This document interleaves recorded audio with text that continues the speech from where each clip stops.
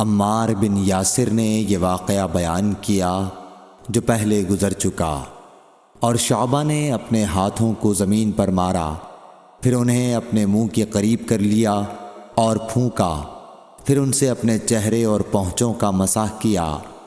اور نضر بن شمیل نے بیان کیا کہ مجھے شعبہ نے خبر دی حکم سے کہ میں نے زر بن عبداللہ سے سنا، وہ سعید بن عبد الرحمن بن ابزہ کے حوالے سے حدیث روایت کرتے تھے۔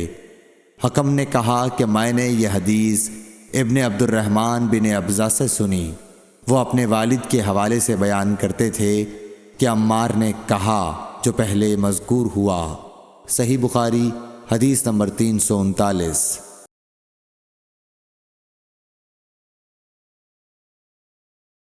ابن عبد الرحمن بن ابزہ سے روایت ہے، وہ اپنے والد سے کہ وہ حضرت عمر رضی اللہ تعالیٰ عنہ کی خدمت میں حاضر تھے، اور حضرت عمار رضی اللہ تعالیٰ عنہ نے ان سے کہا کہ ہم ایک لشکر میں گئے ہوئے تھے، پس ہم دونوں جنبی ہو گئے، اور اس میں ہے کہ بجائے نفخہ فیہما کے انہوں نے تفل فیہما کہا۔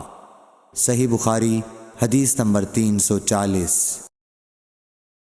حضرت عمار رضی اللہ تعالیٰ عنہ نے عمر رضی اللہ تعالیٰ عنہ سے کہا کہ میں تو زمین میں لوٹ پوٹ ہو گیا، پھر نبی صلی اللہ علیہ وسلم کی خدمت میں حاضر ہوا تو آپ نے فرمایا کہ تیرے لیے صرف چہرے اور پونچھوں پر مسح کرنا کافی تھا، زمین پر لیٹنے کی ضرورت نہ تھی۔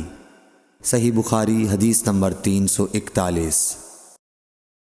عبد الرحمن بن ابزہ نے کہا کہ میں حضرت عمر رضی اللہ تعالیٰ عنہ کی خدمت میں موجود تھا کہ عمار رضی اللہ تعالیٰ عنہ نے ان سے کہا، پھر انہوں نے پوری حدیث بیان کی۔ صحیح بخاری حدیث نمبر 342۔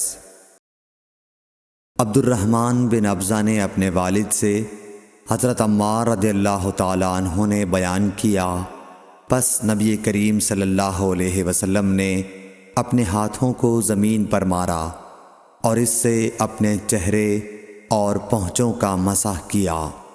صحیح بخاری حدیث نمبر 343۔